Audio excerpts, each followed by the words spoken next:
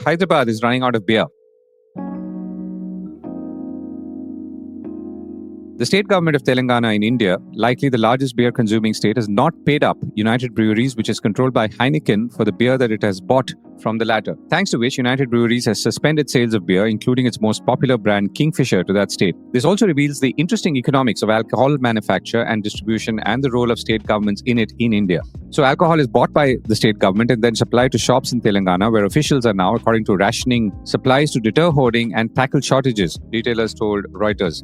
One liquor store owner in Hyderabad told Reuters that today they got a notification from the depot that there is no Kingfisher beer stock anymore. According to Reuters, this is the latest sign of stress in India's $45 billion alcohol market, with companies like Diageo, Pernod Ricard, AB InBev and Carlsberg together demanding some $466 million in unpaid dues. Telangana state last week said United Breweries had suspended supplies as a tactic to press for price increases, and a panel was deciding on such requests. Meanwhile, of course, depots are running out of beer and the situation is dire for those who imbibe it. One liquor store owner in Hyderabad told Reuters some outlets had barely 10 days of Kingfisher beer stock remaining, while others had only 2 days. United Breweries is India's biggest beer company and accounts for 70% of Telangana's beer market, where 60 million 12-bottle cases were sold last year. The Brewers Association of India has struck back, saying that beer prices companies charge in Telangana are around 300 rupees per case, whereas in Maharashtra they get around 500 rupees a case. So in order to make sense of all of this, I reached out to Vinod Giri, Director General of the Brewers Association of India, which represents close to 90% of beer makers in India, and the big giants like AB InBev, Carlsberg and United Breweries, of course. And I began by asking him why this matter had reached this stage in Telangana, and also a crash course in beeronomics. Well, to start with, the matter of suspending supplies or continuing or restarting supplies, strictly a commercial issue between a supplier company and Telangana State Beverage Corporation. So what I will speak for the industry on the whole and not specific to a company. Let me clarify that first. What I can tell you is that I agree with the assessment that the prices being allowed or offered to the companies in Telangana are actually below the cost of production. And that is because of the simple fact that these prices are based on the cost of production which the companies had submitted in 2018-19. At 5 years is a long time, the costs have gone up significantly in this period. And because the prices have not changed, and so it's become a fairly commercially punishing to supply in the state. Sure, a company like United Breweries would have given it a due thought before they took such a major decision. It's entirely their decision.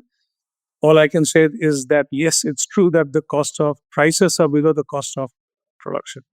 Right. And this, I would imagine, affects brands like Kingfisher, which everyone would know. Now, my larger question, or slightly larger question here is, how is the Indian market structured in terms of distribution? So, Telangana is obviously a case of a state buying the alcohol from the producer and then selling it to those people who live in that state.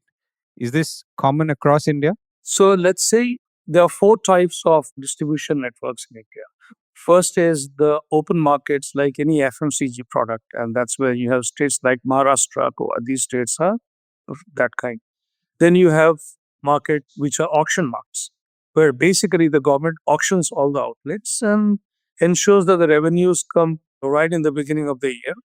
And thereafter, the retailers or the wholesalers are allowed to do what they want. And typically, you have 3 states in the north, Haryana, Punjab, and Chandigarh, which follow this kind of model. A vast majority of states in India, and nearly 65 to 70% of the volume goes through them, follow a government wholesale and then retail model. So here, the government works as either as only the wholesalers, and then the retailers are private parties. Or in some cases, extreme cases, and they are Tamil Nadu and Kerala typically, where the government also acts as a retailer. So the government has a full control of the trade. But in a majority of states, such as Telangana, Andhra Pradesh, Orissa, MP, West Bengal, Rajasthan, and all these states, the government acts as the wholesaler. So basically, the companies supply to the government wholesale, and they will have many depots and where the companies would supply. The retailers would come, pay the depot in a cash and carry mode, and take the product. So Effectively, the day a retailer picks up their stock from a government-owned wholesale depot, the government has the money. The credit terms really kicks in from that day. So there is no reason. That's why many state governments actually pay you within 2 to 7 days. And vast majority of corporations like Kerala, Karnataka, they're very prompt. Tamil Nadu, because there's no reason the money has been collected by the government already. Right. Your association has said that the differential in price between Telangana, where there is a dispute, and let's say states like Maharashtra is fairly high. You've said that beer prices, or rather beer prices charged by companies in Telangana is about 300 rupees, which is obviously the limited price, whereas in Maharashtra they're getting 500 rupees a case. So this seems like a substantial gap. Even in most other states, like if you take AP, which is a neighboring state, would be around close to say 440, 450, even though they also did not have a revision recently, but still the prices are much higher. Tamil Nadu would be the same price, about say a 450 range. Kerala, the other state in that southern region, is similar price. So the difference is say about 130 to 150 rupees is the minimum difference the nearby states have. Is anything more in other states? I would imagine that this kind of differential obviously causes leakages.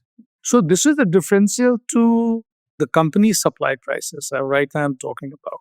It may not necessarily translate into the same kind of MRPs. The leakage happens on the basis of MRP. Yes, but Telangana MRPs also are low. Right. And a slightly broader question. Now, we're talking about beer here. What's the proportion of beer sales versus in the context of overall alcohol? So, if overall alcohol is, let's say, $45 billion for India, what would it be for beer? So beer in India is relatively smaller format. The contrast is evident that globally, nearly 68% of all alcoholic beverages sold are beer, whereas this number in India would be dramatically less. So even in terms of entire volume, it will be about 35% of the liquid sold will be the beer. The beer is underdeveloped, so no one denies. And liquor, IMFL and country liquor is the predominant form. They basically account for nearly 70% of the beverages sold in the country. When you say 70%, you mean value terms? The volume term, the value term would not be very different because the liquor tends to be on a per unit basis, same or more expensive than beer. Right. And last question, how are you seeing seasonally? How are things for the industry? I mean, a lot of people obviously invest in stocks of alcohol companies, or at least some of them. So I'm sure they would also like to know how are things looking like right now? Did what we discuss so far have any impact on how the company's profitability might be affected and so on? Fundamentally, on the demand side, which is a more sustainable part of the business, there is nothing to hold beer back, and beer has been growing actually in the last 1 year about say 9 to 10% up. So that's a fairly healthy growth for a category which is so old. So on a demand side, there's no issue. Wherever we have concern, that's more because of the supply side. Like in Telangana is a basically supply side matter. Tomorrow, if and we hope and we are optimistic, given the reputation of Telangana generally as a very industry friendly state, that this matter is resolved very quickly and the growth comes back. So, except for these aberrations here and there, I think the beer industry is pretty much on track for a good growth. Now, some of these issues, when they come up, they affect the industry in the short term, hopefully. We expect that the government now and the industry and the companies which are being affected, part of it, they sit together and resolve this issue quickly. Concern is because in a state like Telangana, which is a very big state, the largest for the beer industry, so industry cannot stay out of it. For the government also, there's no way if such a big supplier company goes out of the market, it's not easy to ramp up supply by other suppliers and make up for that. It's not going to be easy. Beer is a very high entry barrier industry. And there's brand affinity as well. So people will obviously insist on certain brands.